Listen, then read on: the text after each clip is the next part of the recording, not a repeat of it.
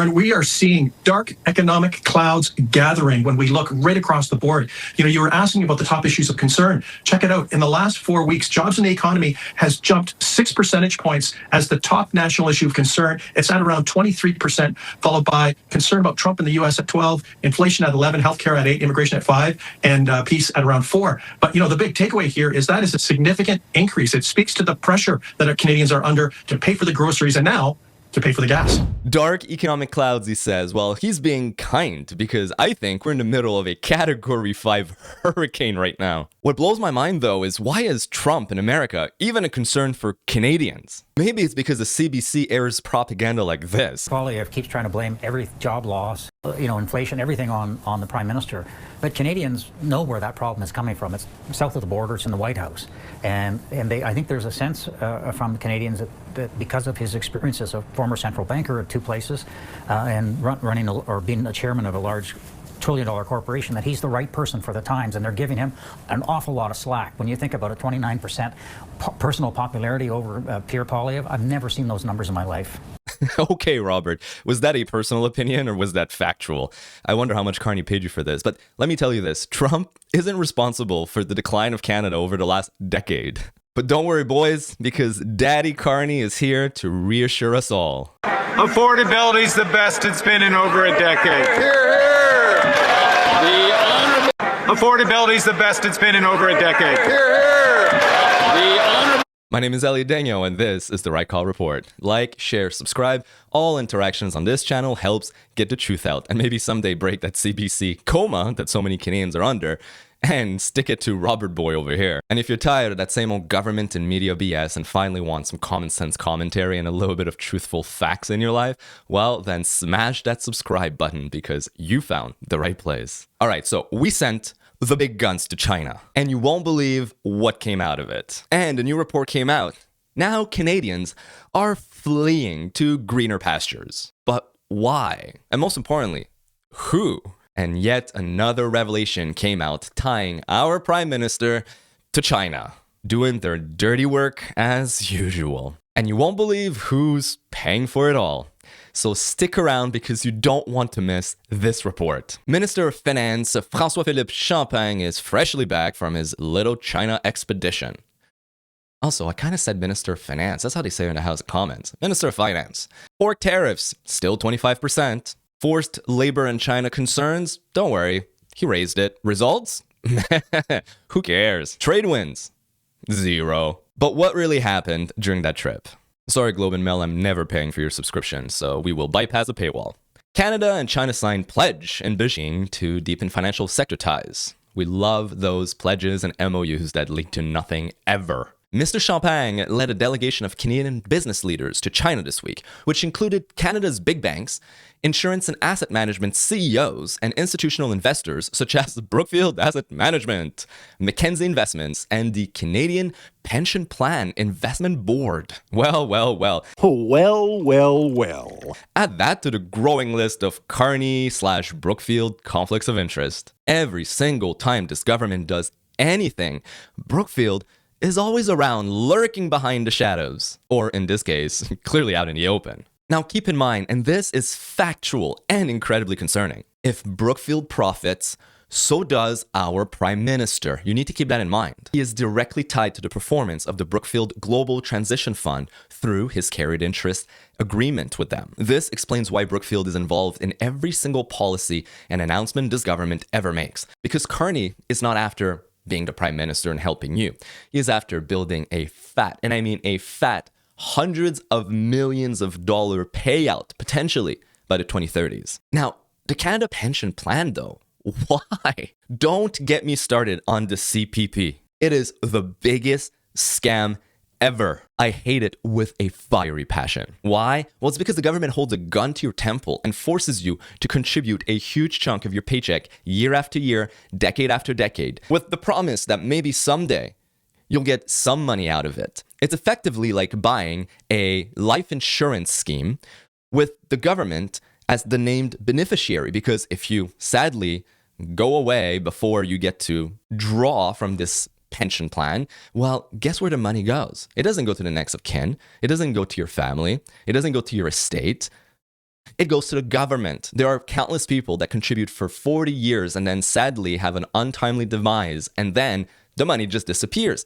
Furthermore, you can't touch that money. You can't withdraw from it at any moment. It is locked up with the government. So you want to start a business, forget it. You want to, invest in your kids or even your education, forget it. You want to say YOLO, I want to travel the world, forget it. Your money ain't your money. But the biggest reason why I despise the CPP is because it underperforms against the market while simultaneously costing you a literal arm and a leg to run and manage. So let's expose it. Since inception, the CPP has had a net rate of return after inflation and after management cost of 2.7% annually. Compare that to the S&P 500, which has had a net rate of return of 5.6% over the same period. You could have just literally doubled your return by doing absolutely nothing. Investing in the broad market requires no management. It requires no skills aside from pressing like 3 buttons. Fund account, buy SPY, wait, profit. Why does it underperform against the market so badly? Well, 2 things. One, and this has been proven time and time again, when asset managers try to beat the market, they end up underperforming the market. Very few asset managers end up beating the market. It is next to impossible to do. But the biggest reason, and this is typical Canadian fashion, it literally costs an arm and a leg to operate. Like $2.9 billion a year kind of arm and a leg to operate. Between the CPP Investment Board operating cost at $803 million, external management fees of $1.3 billion, transaction costs of $273 million, and the federal government at $534 million, you are in the hole every year $2.9 billion. That is your money that is not actively being put to work to give you the best return. Simply, it's going into the pockets of bureaucrats, highly paid bureaucrats, may I add, that have no incentive to have performance. But what does that equal to for a regular person? Well, if you consider an annual contribution of $7,000, which is roughly the max amount you can contribute every year, or I should say that you're forced to contribute every year, on a time horizon of 40 years, with the actual rate of return of the CPP of 2.7% versus a passive index real return of 5.7%,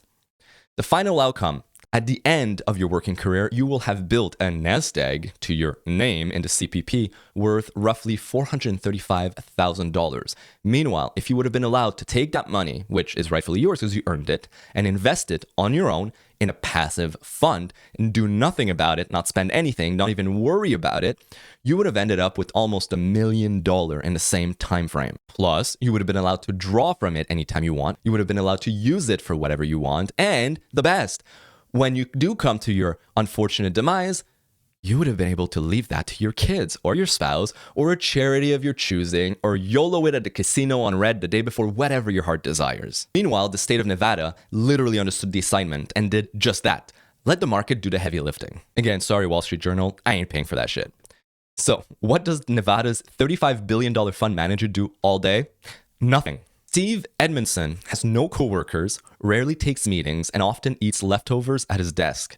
With that dynamic workday, the investment chief for the Nevada Public Employees Retirement System is out earning pension funds that have hundreds of staffs, or in the CPP's case, probably tens of thousands. His daily trading strategy? Do as little as possible, usually nothing. Mr. Edmondson, 44 years old, has recently been a pension world outlier. Other state retirement systems turn to complicated investments and costly money managers to try to outperform markets with algorithms and smarts. His strategy is to keep costs low and not try beating markets. Or bare bones. I mean, look at the guy. He brings lunch in his Tupperware. Great days, he says, or when his wife makes him lunch, a BLT or tuna fish sandwich. Otherwise, it's leftover fish or salad. I don't want to spend $10 a day for lunch. And that's exactly the kind of public servant I would want running any government agency. One that won't even splurge for lunch because he doesn't want to waste $10 a day. This is the way. He doesn't take money and assume that it's his to just do whatever he wants with it. He actually values it and treats it like he treats his own life. He's a frugal guy. But in short, the Nevada fund here costs less than $20 million a year to run. Compare that to $2.9 billion for the CPP. Again, that's your money going into the pockets of bureaucrats instead of your retirement. Every year, compounded. Anyways, back to this shit. Canada has a very clear position when it comes to labor and forced labor and respect for international agreements. Champagne said. We're back to our Minister of Finance. I can assure you that they really understood what I was talking about. I won't go into details of our interaction, but my role as a Canadian official is to raise these issues, and you get a lot of credit by being frank and being candid. Right, I'm sure the Chinese really gave you lots of credit, dude. I mean, does it really look like you pushed that issue? You be the judge. Rahim Ahmed, National Post. During your visit to China, have you at all discussed the issue of forced labor or more broadly human rights related issues? We did speak about supply chain integrity. That was a core message that I conveyed to our Chinese counterpart to say that obviously Canada puts a lot of importance on supply chain integrity, and that our bilateral trade need to be conducted in accordance with international standards. So this is a point that I made very clearly to different counterparts that we've met here in China during our visit. I'm sure you made a lot of talking counterpart points here during visit. I can make fun of him. I'm Quebecois, so yeah, don't do that. It's mean. Anyways, regardless, that's not what Champagne's boss really had to say about China's forced labor. You believe that there is forced labor in China? Do you believe there is forced labor in China? Yes, by the way, there is a heckler in the background yelling at the Prime Minister. It's freaking hilarious. Just in case it was hard to hear, I'm going to repeat that I'm going to answer your question in a second, but I'm going to repeat the main element of today's announcement, $8.8 billion partnership, Ontario and Government of Canada, City working alongside, up to $200,000 off taxes and development fees for homes in Ontario for people getting onto the housing ladder, plus all of the major infrastructure being built in huge levels in consistent partnership. In terms of, look, I followed this issue over the years in China and elsewhere. And there is evidence of child labor around the world. There's evidence and there's existence, I should say, of child labor and forced labor around the world. There is an absolute requirement for companies, and I'll put it there first, to know who their suppliers are, the conditions of their suppliers. They have a reporting obligation here in Canada, public reporting obligation here in Canada for their supply chains. They have to comply with our laws, which obviously, to simplify them, are against any element of forced or child labor in any element of the supply chain of goods that are imported into this country. And China, there are parts of China that are higher risk and therefore need to be diligent, yes. Look at that spread, by the way. You got Dougie here. You got Olivia. Man.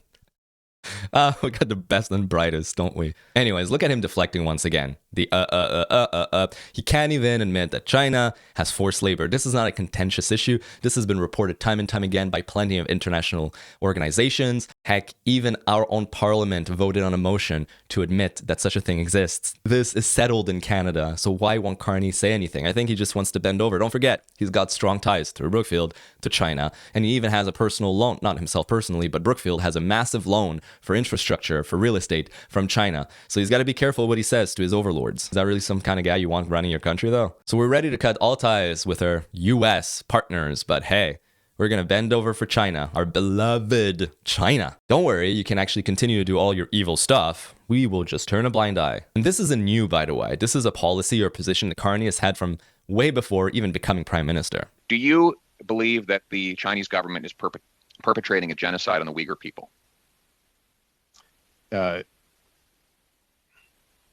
Put shareholder profits aside and just focus on humanity here for a moment. I'm focused on humanity. I spend so yes or no? time focused on humanity, which yes is or no? dedicated to my. Yes or no? I'm deeply concerned by the situation with the yes or no? Thank you very much, Mr. Polyev. Unfortunately, shareholders first, protecting the profits. Thank you very much, Mr. Polyev. What is that card? That reminds me. I'm getting flashback from the NDP equity cards. So anyways, what came of this China expedition? Well, absolutely nothing for Canada. But hey, at least he brought the governor of the Bank of Canada with him, Tiff, Macklem.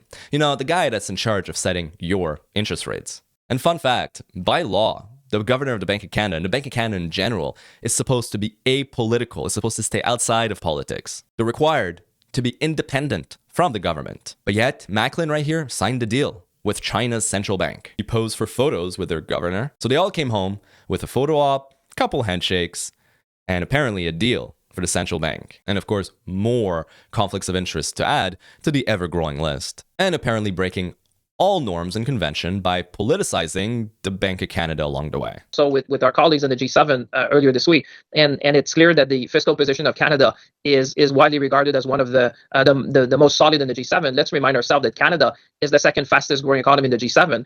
Canada. You sure about that, bud? Canada stands alone amongst G7 with a shrinking economy. Canadian economy contracted 0.6% in Q4 to cap volatile 2025 year, StatsCan reports. Canada's finances deteriorated faster than any other G7 country. Wow, that was my French accent coming out. So I say again, Champagne, you sure about that? The Liberals are stuck in handing out business card mode. And somehow we're supposed to believe that someday, soon, we'll be thriving by doing nothing. We can't get anything done at home, and we can't sign any actual agreements abroad. But everything's gonna get better because Carney is respected, and he gave a speech that leftists ate up with a spoon. Meanwhile, US employers added a surprisingly strong 178,000 jobs last month, rebounding from a weak February. I love how the mainstream media just always twists things. They can't just say the US added 178,000 jobs. It has to be surprisingly strong, as if it's like a shock that the US is doing good financially. Plot twist, they always have. They're a powerhouse. So payroll in the US rose by 178,000 in March, and unemployment rate has just dropped to 4.3%. It's the biggest month in a year for our American neighbors. Meanwhile, in Canada, the youth unemployment rate is over 14%, and the total unemployment rate is at 6.7%. But meanwhile, we keep being told that we're doing better than the Americans. Do you see the common thread here? It's just gaslighting. Control the narrative. If you repeat a lie enough times, then eventually people buy it up and believe it. It becomes, for lack of better words, the truth. Just a perverse version of it, I guess. And economically, real gross national income per capita was 10% lower in Q3 of 2025 than it was in 1997. Per capita output in Q3 2025 was 14% lower than it was in 1997. Labor productivity declined 26% since 1997. Do you understand what this means? Canadians have stalled compared to peer nations. We didn't improve, we didn't get better, we just stalled. Let me put this in layman terms-ish. 29 years ago, you opened a coffee shop. That year, you made $1 million in net profits. Dope! Today, after running that shop for all these years, and adjusting for inflation and all business expenses, you're only netting $900,000 in 1997 dollar amount, if you wish, value. You're also conveniently putting out 26% less coffees per day, but yet working the exact same numbers of hours. But now we are facing a mass exodus of our bestest, brightest, and wealthiest towards the United States. We are losing 40% of our top 1% to the US. These are the people that Canada needs the most to build our country and our economy. We are literally losing the best of the best. And we keep screaming that we need to tax the rich more.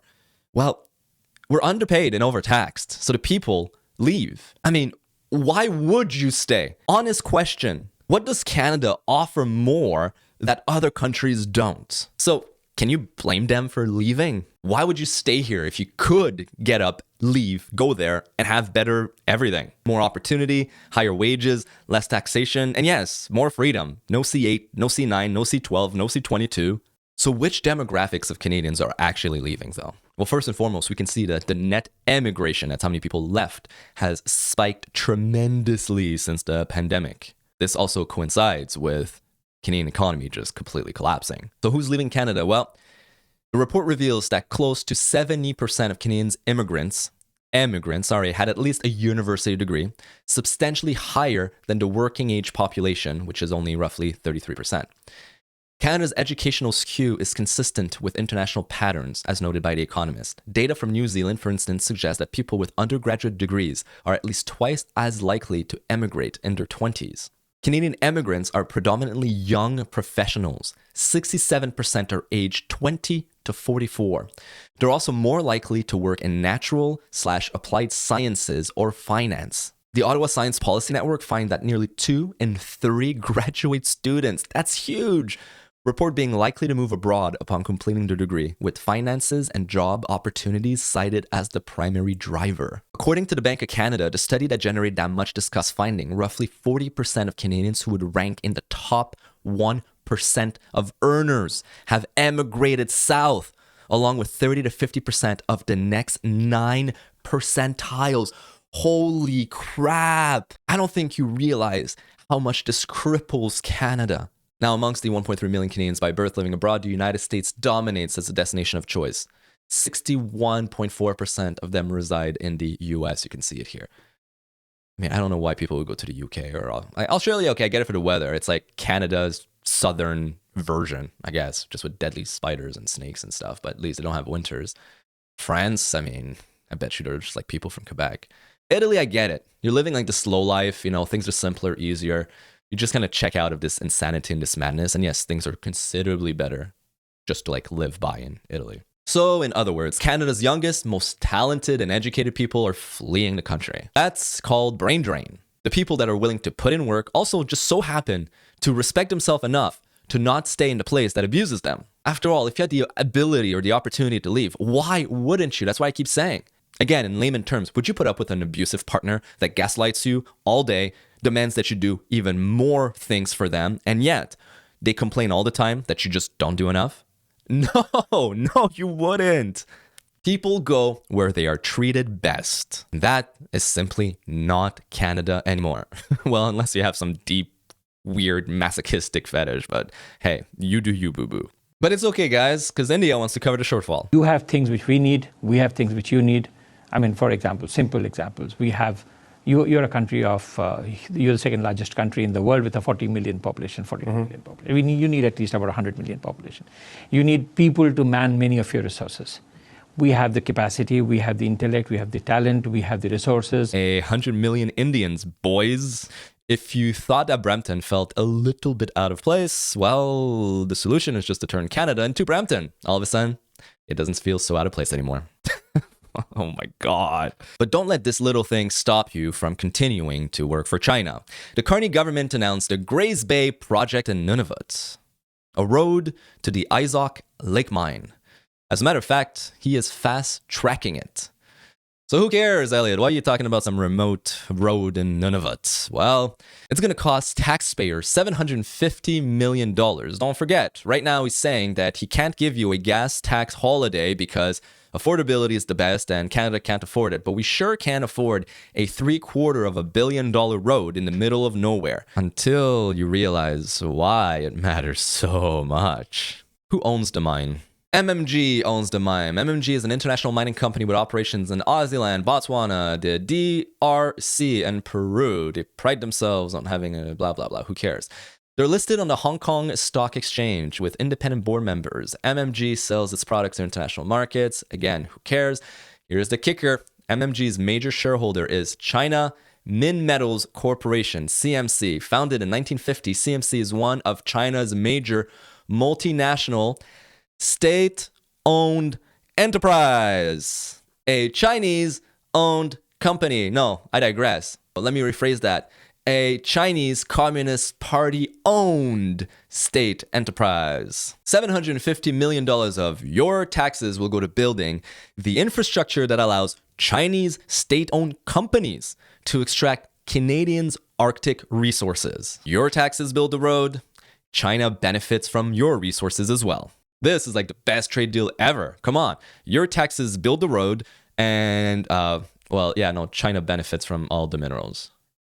What do we get again? Don't forget, this is the same Arctic that Carney says is critical to our national sovereignty and that we must protect at all cost. So you're paying to defend our territory while simultaneously handing it to Beijing. Man, we're compromised beyond what people can truly comprehend. Canadians just don't at all get it. And that's just the tip of the iceberg. You thought the government cared about you and your well-being? Oh God, boy, I got some surprise. I got some bad news for you. The next few years will be such a painful and rude awakening for so many of you. And for today's wild liberal take of the day, well, the Liberal Party is just about to host its national convention. Mind you, they blasted conservatives for charging attendees upwards of $1,000 for it, but they're doing exactly the same, just CBC is not bothered to talk about it. And the headliner at the convention in my hometown of Montreal will be no other than world-class, world-renowned superstar Diana Fox Carney that nobody freaking cares about. Talk about nepotism. Also, talk about a missed opportunity. Here's what we could have had versus what we got. God, guys, we came so close to having an actual first lady. Do we call that in Canada first lady? Oh, she would have been a great representative of Canada. I just hope the Liberal convention gives us as much sweet, sweet memes as the NDP convention was, because that was the best. But in the meantime, if you want to know more about how we're being gaslit when it comes to, I don't know, defense spending and social media bans that are incoming in Canada, well, click on the video right here because I break it down. Just make sure you have a stiff drink because it never gets better. My name is Elliot Daniel. This was the Right Call Report. I'll see you guys later this week. We got 2 more videos coming throughout the week. Have a good one.